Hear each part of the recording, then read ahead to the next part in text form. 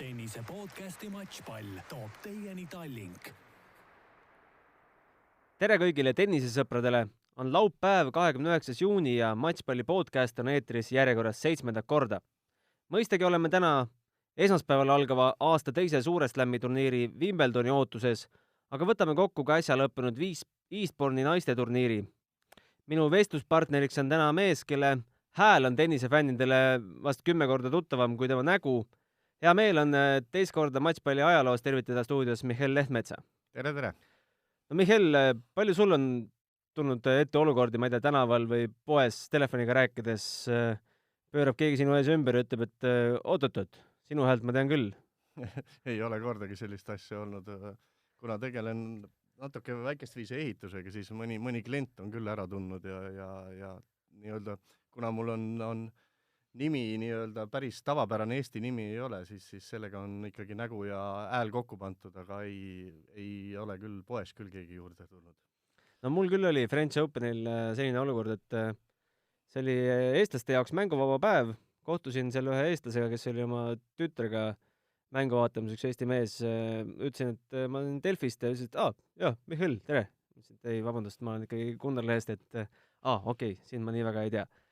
Aga tuled just Tatari tänava stuudiost, kommenteerisid Pliskova ja Gerberi finaali, Eastbourne'i finaali, mille siis Pliskova võitis kindlalt 6-1, 6-4, kulutades selleks vaid energiat tunni ja 13 minuti jagu. Kuidas sina selle Tšehhitari võimutsemise kokku võtaksid? No väga ulme mängu mängis, ütleks niimoodi, et ma ei kujuta ette, kes võiks Pliskovat võita Wimbledonis, kui ta niimoodi jätkab nagu Eastbourne'is, et pean tunnistama, et kõike ma ta mänge loomulikult ei vaadanud siin Eastbourne'is, aga need numbrid räägivad kõike enda eest ja täna ka tegelikult Gerber mängis ikka täiesti teist, kui mitte öelda kolmandat viiulit, et kordagi ei tekkinud kahtlust, kes selle matši seal võita võiks, et üli hea pallinguga, väga osav, pikk, kõik elemendid on olemas, mis on muru jaoks vaja. Muidugi Gerberi serv jättis ka väga-väga soovida, et võib-olla kui pisut parem pall ja vastu tuleks, oleks need šansud paremad, aga pall on ümmargune, aga praegu ütleks küll, et Pliskova on täiesti ulme vormis, et ma üldse ei imestaks, kui ta 2 nädala pärast ka Wimbledoni elus esimest korda suure slam'i karika peakohale tõstab. Pead sa teda peafavoriidiks või nii kõrgele kohale ei asetaks? No kindlasti ühest, ütleme, top 3 soosikust, kes selle võita võiks, et mõistagi väga suur sõna on öelda praegusel hetke esinumbril Ashley Bartil, kes Eastbourne'i jättis väidetava käevikastuse tõttu pooleli, kindlasti seal väga mingit käevikastust ei olnud, kuna Birminghami turniiri võit oli all ja oleks hullumeelsus mängida võib-olla 3 turniiri järjest, et kindlasti võttis sellise vaba nädala ja kindlasti Ashley Barti võiks üks olla, Pliskova, miks mitte ka tema kaasmaalane, kes on Wimbledonis ju alati hästi mänginud, ehk Petra Kvitova, jah, ei tule nimed, kõik hakkavad sassi minema, et Kvitova võiks olla see ja eks neid nõudleid on seal küll, kindlasti ka endine esireket Naomi Osakal on oma sõna öelda, teistel kindlasti vähem, et teine ešelon võiks seal olla võib-olla hollandlane Kiki Bertens ja Simona Halep, aga nende šansid on kindlasti väiksemad, minu silmis. No hakkame seda Wimbledoni siin kuskilt otsast nüüd lahti arutama. Tahtsin täna stuudiosse kutsuda ka Märten Tamla, kes on olnud nii Anett Kontaveidi kui Kaia Kanepi treener, aga tennisekeskuse juhatajana on nädalavahetus tema jaoks kõige tihedam tööpäev, sestap salvestasime eile temaga intervjuu ära. Enne kui Mihhailiga siit stuudiost juttudega edasi lähme, laseme kõlli ja kuuleme selle Märteni intervjuu ära. Tennise podcasti Matšpall toob teieni Tallink. Näed sa Kontaveidi mängus hetkel mingid ohumärke, miks need tulemused ei ole praegu sellised olnud, nagu te ise oleks tahtnud?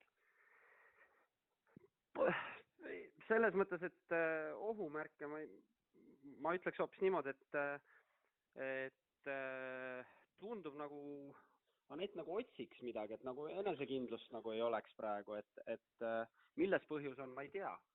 Et justkui vahepeal nagu proovib palli mängus hoida, siis vahepeal proovib lüüa, et justkui nagu selline, jah, nagu kõige õigem ongi öelda võib-olla, et ta nagu otsib midagi seal väljaku peal, aga ta ei leia seda praegu, et enesekindlus on ilmselt asi. Noh, kindlasti su enda õpilastel on ka selliseid perioode olnud, et mida sellisel hetkel treener peaks mängijale ütlema, kust mängija ise abi otsima, et see kurb seeria ükskord positiivseks pöörata? Neid võimalusi on mitu tegelikult, et noh, kõige lihtsam alati tee, mida väga paljud ka kasutavad, on see, et mängitakse natukene nagu madalamaid turniire, et siis mõned võidud saada ja jälle enesekindlust tagasi saada. Noh, Anetil kahjuks seda varianti muidugi pole, et Anett on maailma top 20 ja tema peabki mängima neid kõige kõrgemaid turniire kogu aeg, kõige tugevamaid turniire ja noh, nüüd on Wimbledon ka kohe tulemas, nagunii midagi enam teha ei saa, aga eks treener peab ainult julgustama ja nii-öelda siis trennides üritama siis mängija enesekindlust tagasi saada. Iga kord, kui midagi hästi välja tuleb, peab seda rõhutama kohe, et näed, et kõik on ju hästi, sa ju oskad ja nii edasi, et see on ainukene variant, jah. Et eks ta niisugune psühholoogiline mäng on. Olgu, lähme tabeli juurde. Kontaveidi esimeseks vastaseks Shelby Rogers. Mida tead öelda ameeriklane kohta? No ta on niisugune stabiilselt nii palju, kui ma nüüd küll peast praegu ütlen, eks, et ma võin siin natukene eksida, aga stabiilselt on ta seal kuskil 50 ja 100 vahel minu teada mänginud kogu aeg, et praegu on tal vist ranking küll madalam, aga ma kahtlustan, tal on protected ranking. Täitsa selles mõttes, noh, ei oska midagi tema kohta öelda, mis palju ta mänginud üldse on või kui palju, millises vormis ta on, et ei tea midagi. Justkui paberi peal tundub hea loos. Oled sa kiiganud tabelit edasi ka natukene? No ühe ringi veel vaatasin, aga seal oli, kes seal oli, McNally ja Watson, jah. Et noh, ma üle 2 ringi nagunii kunagi edasi ei vaata tabelit, et noh, nagu näha on ja tuleb ühe ringi kaupa alati võtta ja mängijad ise ju ka võtavad ühe ringi kaupa alati, et aga noh, teine ring ka, justkui jälle võiks olla paberi peal Anett kindel favoriit, et noh, kui niimoodi vaadata, siis on väga hea loos. Kaia Kanepi esimeseks vastaseks Stefani Vöögele, kes on natukene tuttavam vist Eesti publikule. Jah, ma ise mäletan, kui ma Kaia treener olin, siis Kaia kunagi tal French Openi teises ringis väga pingelise otsustava mängu seal 8-6 või 9-7 kaotas. Et tuttav 8-6 jah, et väga tuttav vastane küll, aga vahepeal tegi ka sellise pikema mõõnaperioodi läbi, et nüüd on nagu jälle hakanud tagasi tõusma sinna, kus tema koht oli varem. Et ma arvan, et võidetav vastane Kaia jaoks. Kui sa paneksid nüüd ennast televaataja rolli ja unustaksid kõik need eelmised teened, mis sul Eesti tennisistide ees on, et kumma mängija suhtes sa hetkel nagu enesekindlam oled? Kaia oma French Openi tulemustega näitas, et olgu vastas ükskõik kes, ta võib mängida kõigiga. Ja Kaia praegu selles mõttes mängib ikkagi, noh, väga kihvtilt mängib, et on näha, et tal nagu pingeid ei ole ja ta mängib kuidagi lõdvalt ja naudib seda mängu, et selles mõttes on nagu tore vaadata tema tennist. Ja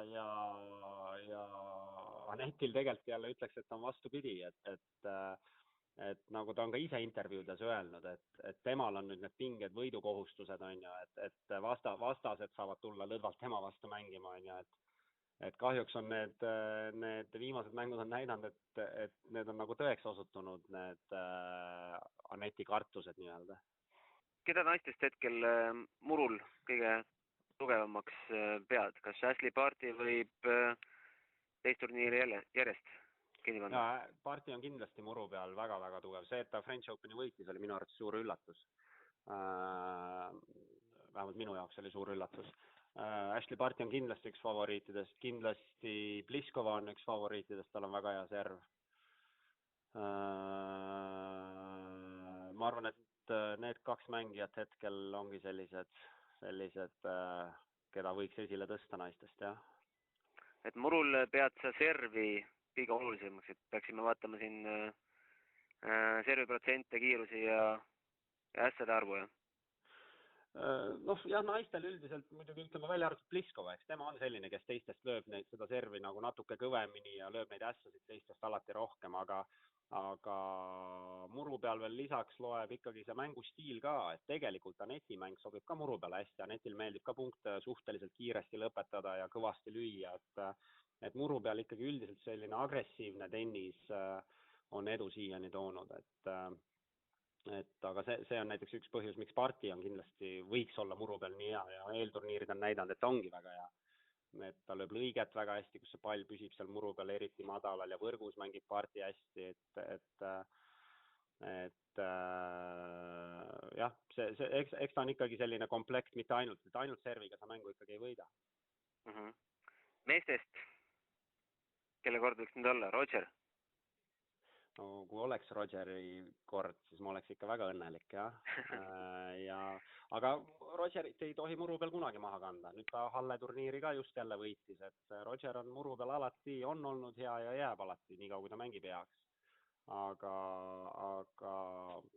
noh, ma arvan, et Djokovic kindlasti, tema on ikkagi nüüd jälle tippvormis olnud.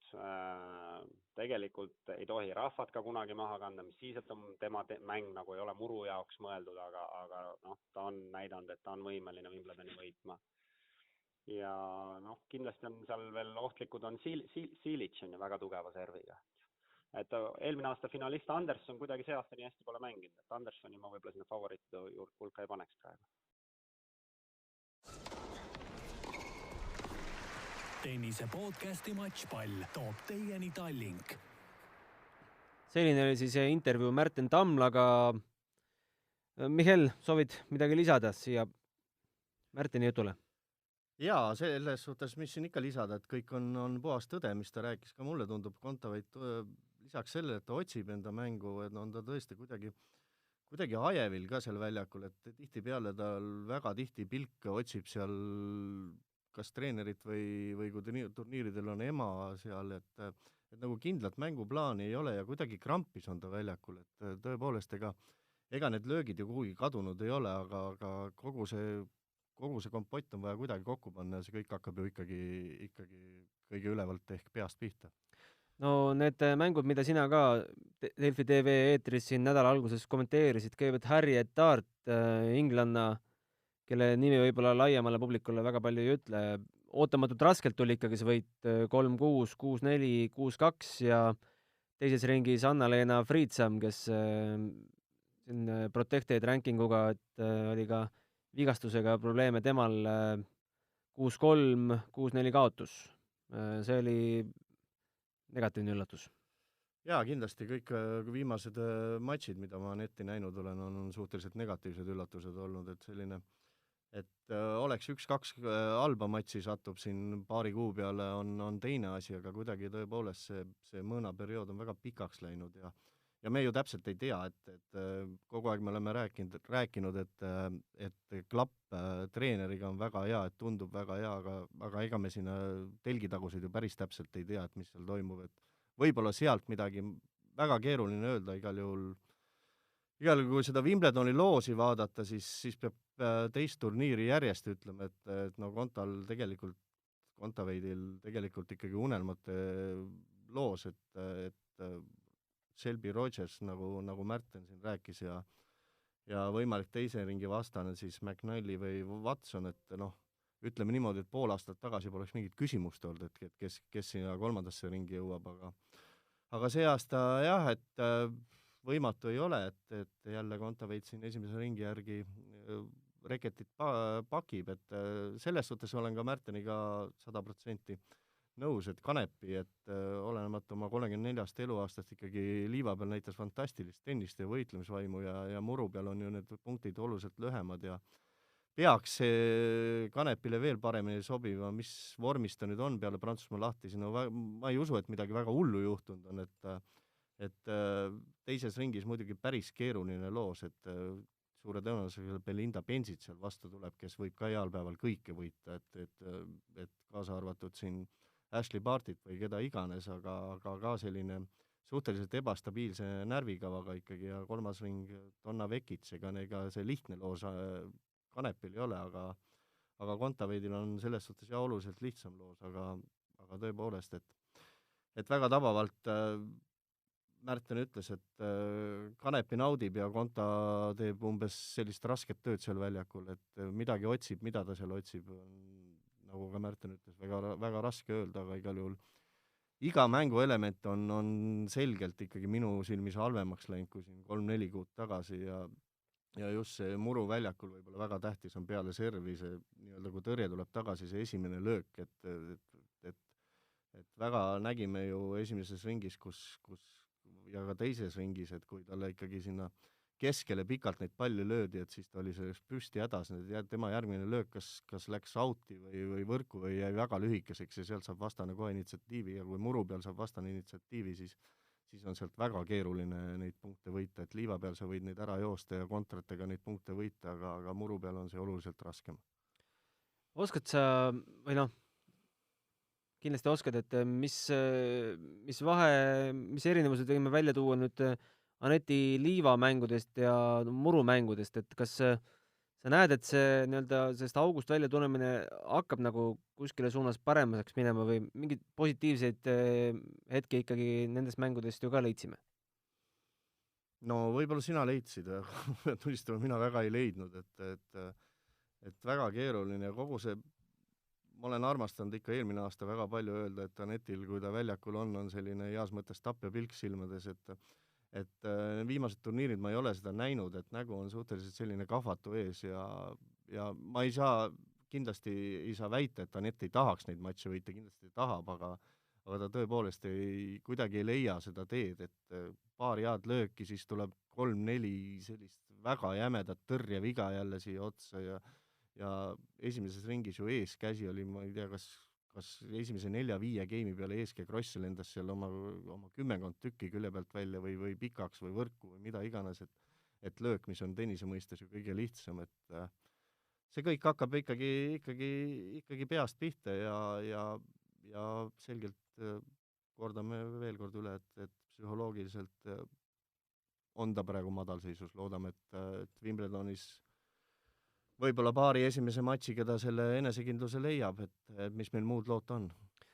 Mänge sisse me ei näe, aga äkki ta ise paneb endale liiga suured pinged peale ja top 20, kus ta nüüd päris mitu nädalat on ikkagi olnud, et hakkab vaikselt mõjuma.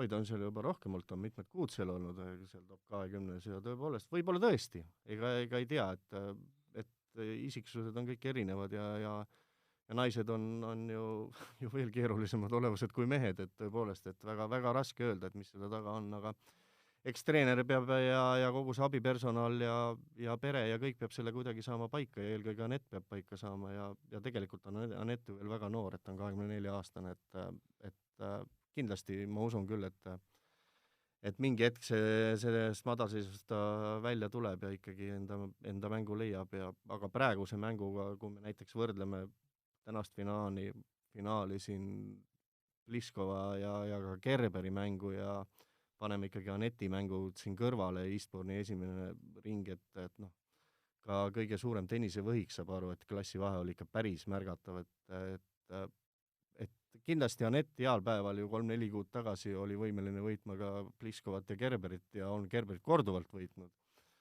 Aga praegu on ta jah nii ja ega me targemaks siin ei saagi, kui esmaspäev või teisipäev ja vaatame, kuidas minema hakkab.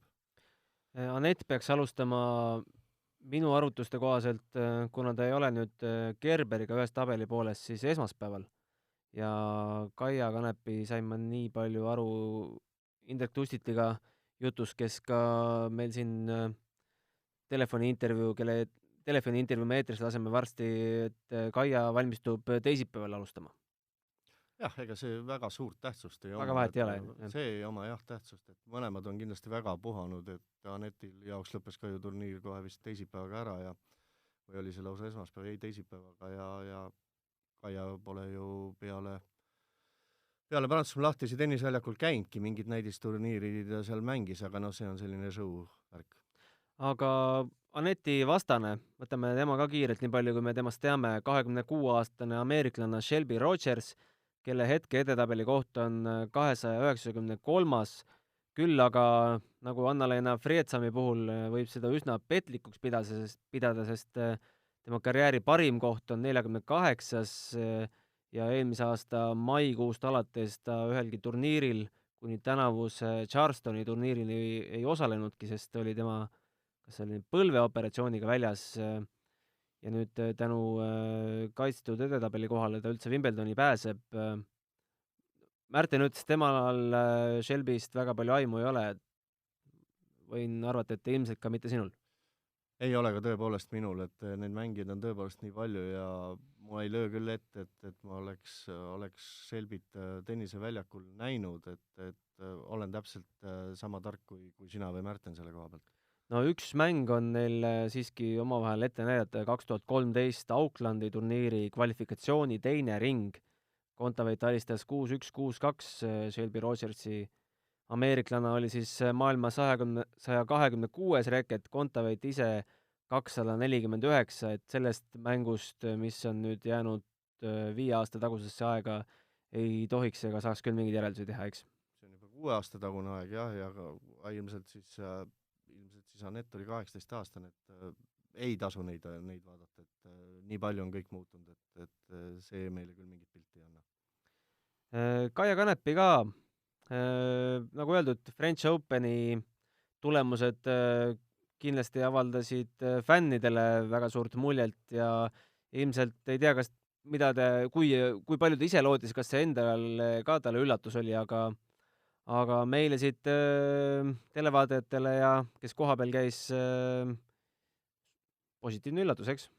Absoluutselt, tõepoolest, ja nagu Märten rääkis, siis Kanepi, oleme ausad, on ikkagi enda karjääri loojangul, on ju, ja ega tal nagu kaotada midagi ei ole, tema on kõik selle saavutanud ja vaevalt ta nüüd kunagi veel Grand Slamist veerandfinaalist kaugemale jõuab, võib-olla jõuab, jumala eest oleks see vastu üllatus, aga tõepoolest enda karjääri loojangul ja tervisega läbi hädas olnud kogu aeg ja väikseid turniire ei mängi ja üritab nendest Grand Slamidest tõepoolest viimast võtta, et on ju väga korralikud auhinnarahad tänapäeval, Grand Slamide liiga turniir annab ju ikkagi väga korraliku kopika ja tõepoolest, et tundub küll, et Kanepi naudib täielikult seda tenniseväljakul võib-olla, ma ei julge öelda, kas viimast aastat, mis ta tippkarussellis siin tiirleb või eelviimast aastat, aga tõepoolest, et Kanep oli ka minu jaoks väga suur üllatus ja ei olnud ju kaugel see ka Martitsi üle see võit. Kanepi kohtub šveitslane Stefani Vögelega, kes nagu ütlesime, et on Eesti televaatajatele natukene tuttavam. Kanepi ise on taga 2 korda kohtunud, 2011 võitis Kanepi teda Itaalias Biellas 6-2, 6-4, 2013 French Openi teises ringis, kui Märteni all oli, võttis Vögele revanši numbritega 7-6, 3-6, 8-6. Palju sa ise tema mänge oled näinud? Ei ole, ma seda matši mäletan küll, millest me Märten ja sina siin rääkisid, see French Open, aga ega ma rohkem ei ole näinud, vähemalt kommenteerinud ma teda ei ole. Ja ei löö küll ette, et oleks rohkem näinud, et ka suhteliselt valge leht, aga nagu Märten ütles, siis kõik võimalused on olemas, esimene ring, teine ring on muidugi oluliselt keerulisem Kaia jaoks, aga Kaia on ju sellise väga ründava mängustiiliga väga võimas, et kui tal heal päeval välja tuleb, siis no kas ta just praeguse vormi juures igat ühte võita võib, aga ega väga sinna poole kisub küll, et ikkagi läheme niimoodi üks mäng korraga ja ma arvan küll, et mingi maailma kõige suurem üllatus see küll ei oleks, kui näiteks Kanepi siin 3. või 4. ringi jälle jõuab Wimbledonis. Teises ringis, nagu juba jutuks on tulnud, Belinda Bencic, kes on maailma 13. hetkel, või Anastasia Pavluchenkova, kes on 45. ja kindlasti omab Bencici vastu suuri šansse, eks? Jah, eks tänapäeval omavad kõik naised kõigi vastu suhteliselt suuri šansse, aga suure tõenäosus ikkagi Bencic siit edasi läheb ja Bencic, nagu ma juba ütlesin, on väga ohtlik ja ääretult sellise minu jaoks väga ilusa tehnikaga ja väga ilusat tennist pakkuv, aga suhteliselt ebastabiilne ikkagi ka mingil hetkel lööb see vana bensits välja, kus võivad reketit puruks lennata või mida iganes ja kõik on võimalik. aga teeme siit stuudiost jällegi ühe väikse pausi ja kuulame, mida rääkis mulle eile Indrek Tustit, kes on Kaia Kanepi füsioterapeut ja on loomulikult seal kohapeal Wimbledonil Kaiale toetust avaldamas ja temaga siis tema vormi eest nii-öelda vastutamas. Tennise podcasti Matšpall toob teieni Tallink. Alustuseks räägi, Indrek, palun Kaia otsusest mängida Liverpooli näidisturniiri, mitte ühtegi eelturniiri. Ma arvan, et seal ei ole väga suurt tähtsust sellel, millist turniiri see otseselt nagu mängima läheb, ennem lihtsalt tähtis on rohkem see murutunnetus ja muru peal, et näidisturniiril sa tead, mitu mängu sa saad ja tema jaoks pigem nagu võib-olla et olulisem hetkel oligi see, et sa tead, et sa saad oma 6-7 mängu ja see võib vahel võib-olla olla nagu kindla peale minek on parem ja minna kuskile kvalisid mängima. Millise intensiivsusega need mängud Liverpoolis olid? Raske öelda, ma ei ole ise kohal olnud, et eks see intensiivsus on raske hinnata, et need igasugused näidisturniiride mängud või ütleme sellised nagu exhibitionite mängud, et ega ma arvan, et eks see ju, kui seda finaali mängis, ikkagi kindlasti mõlemad tahavad ju võita. Et ega palju on sellist nagu kergemaid mänge ka, aga eks sa saadki harjutada võib-olla erinevaid asju, mis sa tahad proovida ja nii edasi. Kuidas Kaia tervislik seisund hetkel on? Me eriti ei kurda hetkel nagu väga paljud asju üle, et alati saab parem olla, aga ei ole jah, ütleme sellist asja, mille pärast nagu täna ei peaks väljakule minema. Kas üleminek liivalt murule on tema jaoks olnud sel aastal nii, nagu ta on soovinud? On ta kohanenud? Ma loodan, et selles suhtes, et ta peale Frenchi tegelikult võttis algselt ligemale 10 päeva, et lihtsalt muru peal nagu harjuda liikuma, et mitte väljaku peal, aga lihtsalt harjutusi jääks muru peal rohkem, et aru saada, et kuidas jalad sellega harjutada lihtsalt ülemineku perioodil sel aastal teistmoodi kui eelmised aastad. Ja siis, kui ta muru peal mängima hakkas, siis nagu ta ütles, et kõik on nagu okei. See tunnetus tuli nagu suhteliselt kiiresti. Mitu päeva ta nüüd Londonis on harjutanud ja kellega? Ta tuli kohale pühapäeval kohe peale Liverpooli ja täna on vist minu arust kergelt lõi juba teisipäeval, korrata neljapäev veed, et täna on 4. päev, et ta on praegu mänginud iga päev. Mängib ta ainult oma treeneriga või tal on sparringupartnerid ka? No sparringust täna on esimene kord, kus ta sparringut mängib ja vist mängivad, ma ei tea, kes tiebreakerit või mängivad nad setti, et seda tulingi praegu vaatama, et mismoodi nagu asi välja näeb siis, kui ei ole treeneriga mäng. Millised nüüd need paar päeva enne turniiri algust veel teil välja näevad? Eks need paar päeva enne turniiri algust on ikka ühesugused, nagu tal alati on olnud, või ütleme mitte alati, aga et viimased paar aastat, et kindlasti üks on kerge löömine ja üks on täielik puhkus, ja siis vaatame, milliseid trenne veel vaja teha on, et ega siin 3 või 4 päeva on ju veel jäänud. No mänguplaani koostab küll Dušan Veemis talle, aga sinu mõtted Kanepi ja Vöögele vastasseisust? Ei ole ühtegi mõtet mitte midagi öelda, ma ei ole vist Vöögele ühtegi mängu elus näinud. Mul ei ole nagu ma tean, et Šveitsi tüdrukud kõik oskavad mängida ja kõik mängivad hästi ja ütleme nii palju, kui ma Vöögelet tean, et ta kindlasti suudab hästi mängida muru peal, et suudab jalgust alla minna ja šveitslastel on suhteliselt hea tehnikat, vaatame, aga kuna ma ise ühtegi mängu nagu Vöögelet ei ole jälginud otsast lõpuni, et siis minu jaoks ma ei oska küll ühtegi hinnangut enam kummalegi poolele. Kuidas vendade Bryanite seis on? On nad valmis Wimbledonis kaugele liikuma? Ma arvan, et vennad Bryanid on alati valmis kaugele liikuma, et eks nende puhul juba tihti sõltubki sellest, et kui hea see omavaheline energeetika nagu nendel väljaku peal tekib ja kui see on hea, siis nad võivad jõuda igale poole alati, et see on nende puhul nagu üks neid põhilisi asju. Pärast French Openit oli teil palju tohterdamist Kaia jalgadega või kuidas kannad vastu pidasid? eks see põhiline tohterdamine oligi see, et praktiliselt 5-7 päeva ta võttis lihtsalt vabaks ja tegi oma rohkem nagu ütleme üldfüüsilist ja jõusaali ja natukene lihtsalt harjutusi muru peal, et jalad harjutusid muruga. Et selline umbes nädalane puhkepaus.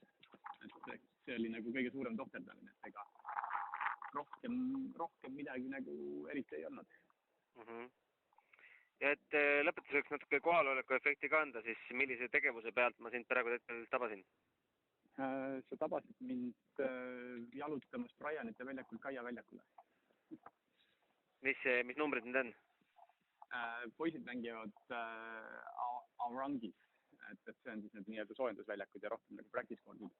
Aga Kaia mängib siis selle ühe võimaluse, mis on võimalik võistlusväljakutel mängida, et on väljak 16. Ahah.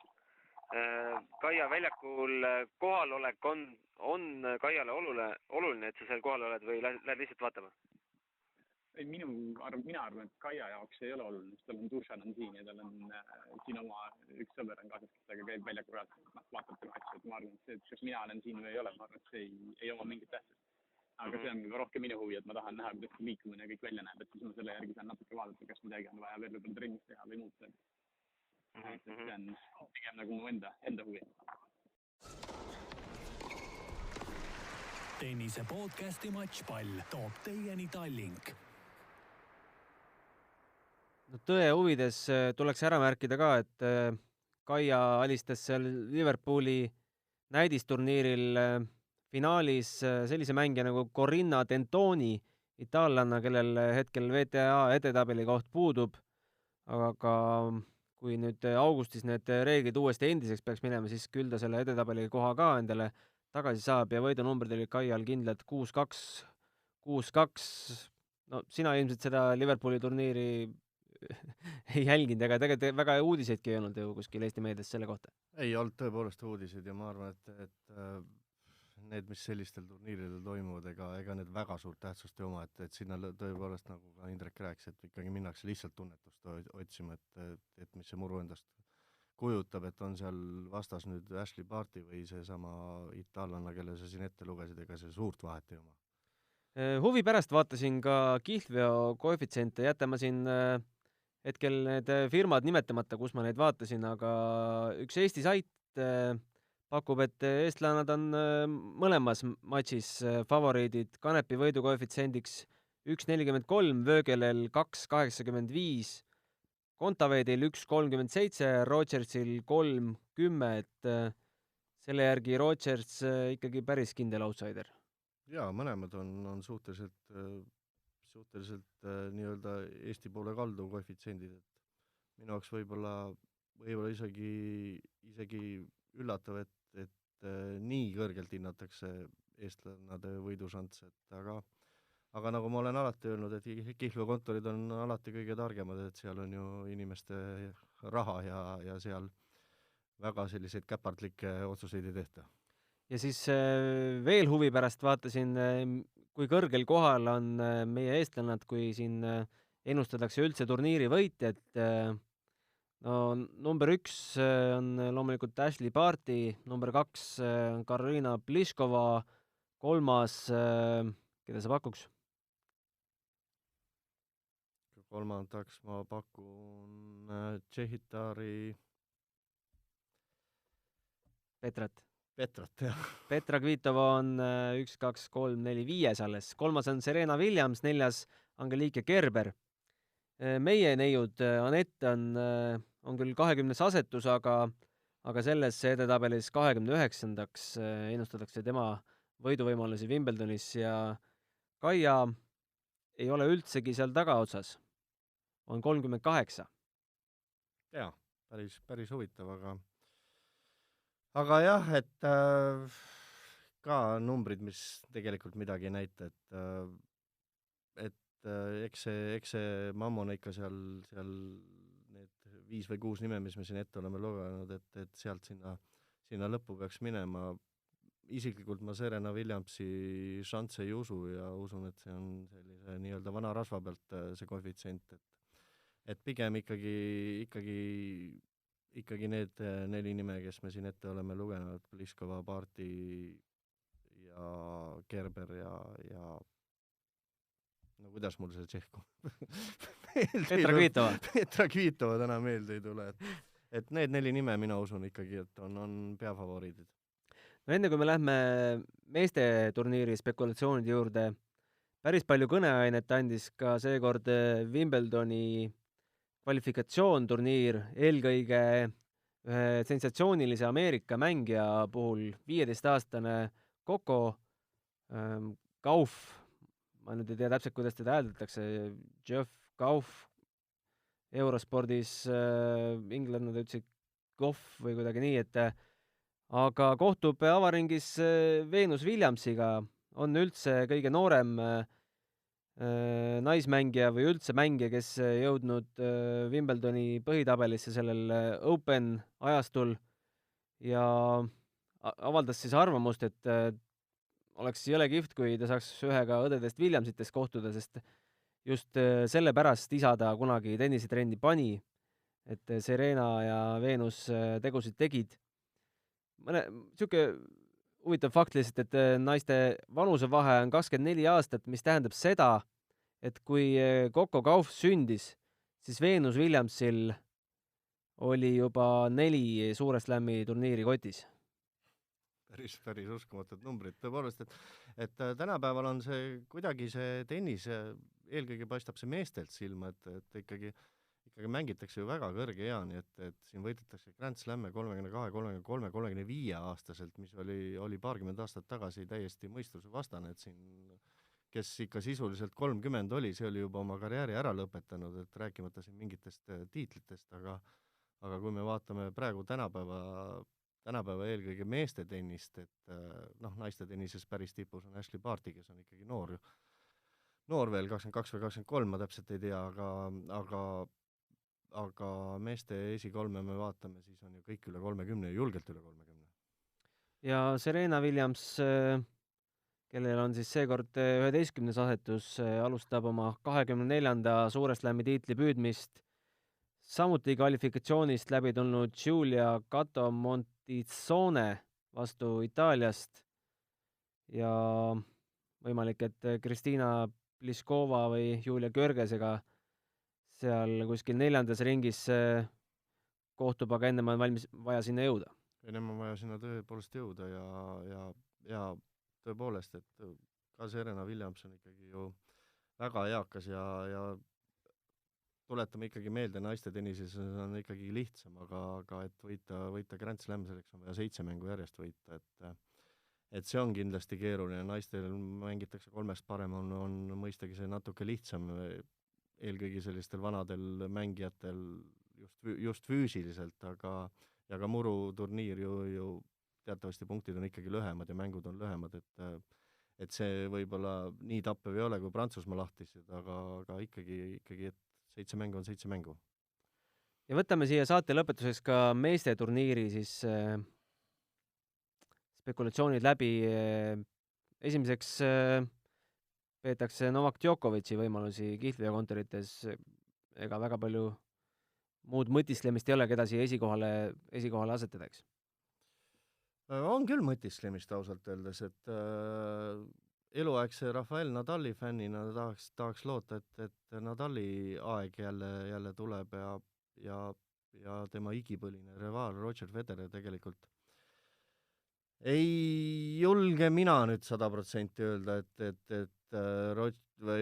Novak Djokovic selle turniiri võitma peaks, et mina selle peale raha panna ei julgeks, et usun, et suht võrdsed šansid on siin Rogeril, Djokovicil ja ka Nadalil, kuigi Nadali šansse hinnatakse kõige väiksemaks sellest 3 ja päris selgelt väiksemaks. Üks põhjus on ka see, et tema jaoks alati ebameeldiv mängijana väljakul ja ka mulle tundub persoonina väljakul võib teises ringis Nick Kyrgios vastu tulla, kes on ju reketiga võib mida iganes teha ja muru väljakul ja selliste, vabandage väljenduses, selliste keksijatega Nadali närv ei ole väga vastu pidanud Wimbledonis, on päris valusaid kaotusi vastu tulnud, võtta seal 1 aasta Rosoli käest ja ka Kyrgios on ta ju seal no ühe korra kindlasti Wimbledonis välja lükanud, et see kindlasti raske on, aga oleks ju tore, kui me näeks poolfinaali Roger Federer, Rafael Nadal.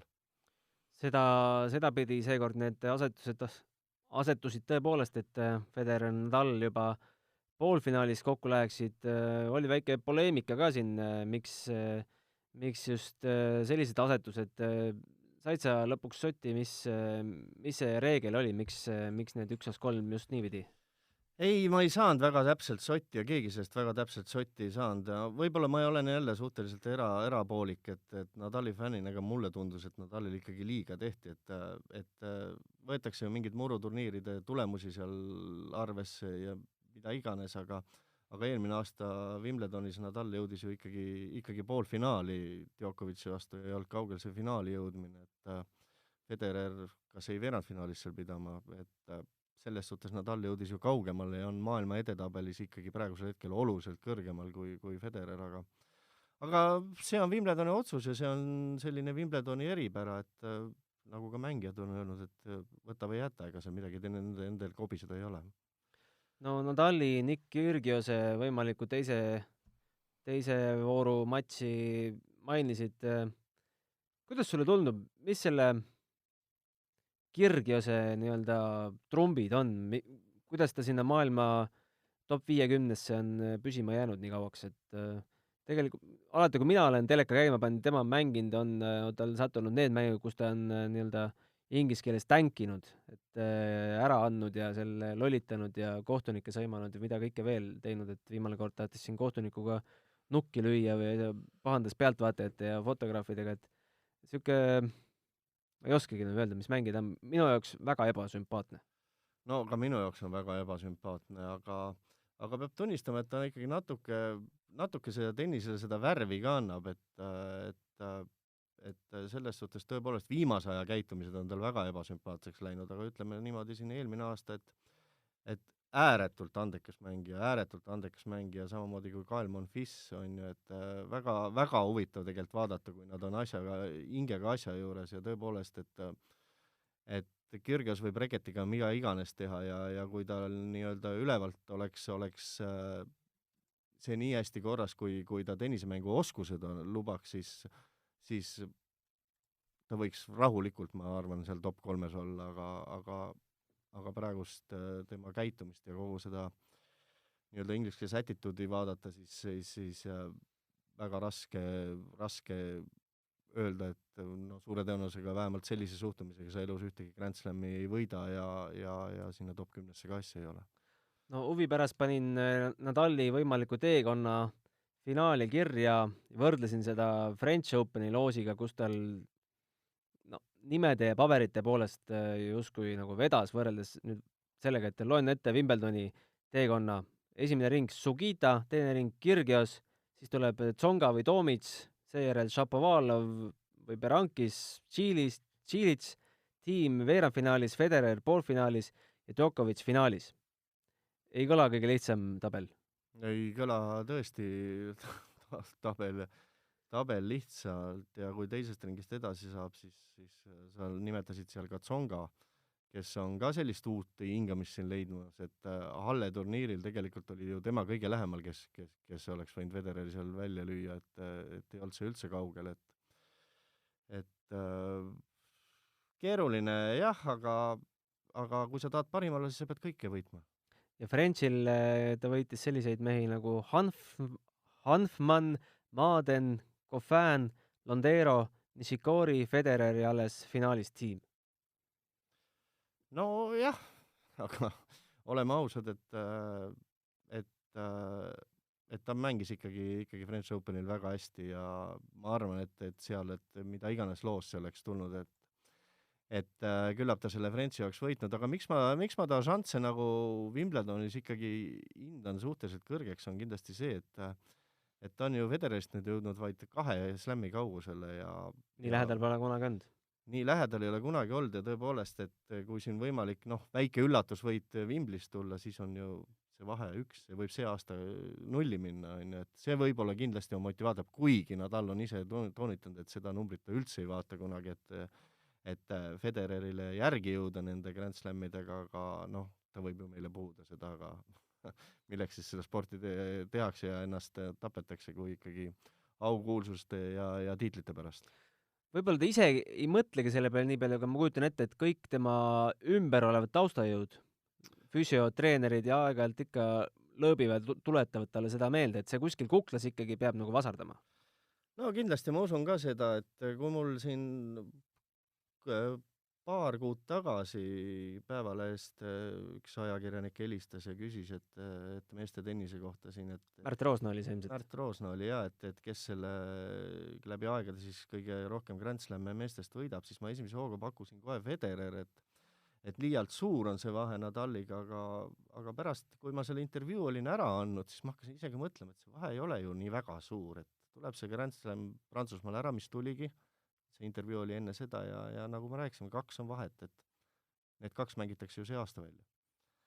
Aga muidugi ärme unusta, et peafavorit on ikkagi Djokovic ja kui Federer peaks siit selle nii-öelda Wimbli ära võtma see aasta, siis on see vahe jälle 3 ja siis on sinna jälle väga pikk tee minna. Aga kõik on võimalik, et ei julge meestest siin, ma ütlesin, et 100% öelda, et Djokovic selle võita võiks, aga 99% olen ma küll kindel, et selle meeste Wimbledoni võidab üks suurest kolmikust, kas Djokovic, Federer või Nadal. Ega Djokovicil ka just esimese ringi vastasega just, et kõige rohkem ei vedanud, et tegelikult üsna tuntud nimi, Philipp Kohlschreiber. Jaa, Philipp Kohlschreiber Djokovici see aasta kindlasti ühel turniiril võitis, ma ei mäleta, kus see turniir oli, aga igal juhul omavahel nad see aasta mängisid ja Philipp Kohlschreiber on muru peal alati ohtlik olnud ja suhteliselt ebamugav vastane kõigile, kuigi see aasta Halle turniiril ta vist, kui ma ei eksi, kukkus ka lausa esimene ring välja, aga Djokovici ta vähemalt minu arust küll see aasta korra võitnud on ja ei ole see sugugi väga lihtne algus. See võis olla äkki Roomas ja 8-finaal, siis võitis Djokovic. Aga sa ütlesid, et on see aasta võitnud? No jaa, siis oli see Indian Wells ja 1/16 finaal, 6-4, 6-4. No väga võimalik jah, et väga, väga kogenud mängija ja muru peal alati ohtlik, et tõepoolest Djokovici esimese ringi loosiga küll vedanud ei ole, aga ikkagi see oleks ikkagi väga suur üllatus, kui 5-setilises mängus Kohlschreiber suudab Djokovici üle mängida, aga mõnes mõttes võib-olla Djokovicil ei vedanud, aga samas saab sellise hea stardi turniiril, et eks need sellised top 100 ja allpool mängijad, ütleme Federer, Nadali, Djokovici suguste mängijate jaoks esimeses ringis on ikkagi paras rutiin, et võib-olla on see mõnes mõttes hea Djokovici jaoks, et hea äratus kohe alguseks. Federeri vastaseks esimeses ringis lõuna-aafriklane, 22-aastane Lloyd Harris, kelle edetabeli koht on hetkel 87. Temast ei ole õrna aimugi, aga veel kord ütlen, et kõik need esimesed ringid meeste puhul, vähemalt nagu me siin lahkasime siin meie naisi ja esimese ringi vastaseid, siis meeste puhul kindlasti Djokovici, Nadali või Federeri Wimbledoni esimese ringi väljakukkumine oleks kohe hoobilt selle aasta kõige suurem tennise üllatus. Absoluutselt. Ja kahjuks seekord jälle ei näe me põhitabelis Jürgen Soppi, kes taaskord pidi kvalifikatsiooni esimeses ringis tunnistama prantslase Quentin Halise 6-7, 6-7 paremust. Napilt see mäng läks, aga kaotus on kaotus. Kaotus on kaotus jah, et ise seda mängu ei näinud, aga käisin enne käisin paar päeva tema isa juurest, aga tema, kus ka Jürgen üles kasvanud on tennist mängimas üle pika aja ja rääkisime seal isaga ja jah, ega tundub, et Jürgen ka praegu väga ei naudi seda väljakul olemist ja seda edetabeli kohta ja kõike seda ja seda, nagu ma aru sain, see Wimbledoni, ma ei ole tõsi käinud seal, kus see kvalifikatsioon mängiti, aga tema isa Paavo näitas mulle koerakuudi ees olevat muru ja ütles, et see muru on parem kui see, kus kvalifikatsioon mängitakse, et raske öelda, aga tõepoolest Jürgeni jaoks on väga keerulised aasta olnud, aga loodame, et äkki tuleb veel uus noorus tagasi, et mine tea, et ei ole ju veel maailma kõige vanem tennisemängija. Jürgen Soppi on varsti võimalik ka eestlastel näha oma silmaga 23. juulil peaks algama. Ma võin nüüd natukene siin 23. juulil see turniir kindlasti hakkab. Nädal pärast Eesti meistrivõistlusi algab Pärnus Merca Open ja Jürgen Sopp on lubanud seal osaleda ja miks mitte vahelduseks Challengeridelt üks samm tagasi teha ja ITF-il kodus võistelda? Loomulikult, et nagu me siin seda intervjuud algasime ja Märten ütles, et võiks ju neid väiksemaid turniire, et enesekindlust saada ja miks mitte proovida seal väiksematest jälle step by step minema hakata, aga eks ta väga keeruline see tee on, et kui sa ikkagi kukud sealt nii-öelda sellest potist välja, kes saab Grand Slamidele kvalifikatsiooni peale ja kui sa sinna kvalifikatsiooni enam peale ei saa, et sealt on väga-väga keeruline jälle üles minna, et see vajab tohutut tahtejõudu ja kas Jürgenil seda on, mina ei julge seda öelda, aga loodame. Loodame muidugi. Tuletame kuulajatele meelde, et meil on ka meiliaadress, kuhu saab saada küsimusi. Endiselt ühtegi küsimust ei ole veel selle Matšpalli podcasti ajaloo jooksul meile laekunud, aga aadressiks, kus seda teha saab, on tennis@delfi.ee. Küsige mida iganes, soovitage teemasid, küll me need küsimused siin ekspertide abiga nendega vastused saame. Ma tänan, Mihhail, et said tulla. Mis see järgmine turniir on, mida sa nüüd Delfi TV-s kommenteerid? On sul kalender peas? Kalender peas ei ole, päris ei jõua neid kõiki, aga Delfi TV-s on meil põhimõtteliselt, kui lühidalt rääkida, kuidas meie graafik ette näeb, et näitame kõiki premeerklassi turniire, kui peaks kas Kaia Kanepi või Anett Kontaveit mängima Internationali, siis üritame ka neid näidata. Näitame kõiki premeerklassi turniiride finaale ja näitame kõikide Premier Mandatoori turniiride poolfinaale ja finaale, olemata sellest, kas seal on Kaia Kanepi või Anett Kontaveit. Et teatud arv on sulle ikkagi garanteeritud nüüd selleks hooajaks kindlasti? Jaa, oma 100 mängu tuleb kindlasti kokku, tänasega on neid juba 53 olnud. Sellel aastal? Jah, et aasta on ju sisuliselt ongi poole peal ja tihe sügis on ees, et umbes sinna 100 kanti peaks see tulema, aga see sõltub ka kindlasti palju Kaiast ja Anettist, et kui edukalt nemad mängivad. Aga selge. Loodame, et meie naistennisistid jõuavad Wimbledonis kaugele ja teiega, head kuulajad, järgmise korrani. Nägemist. Tennise podcasti Matšpall toob teieni Tallink.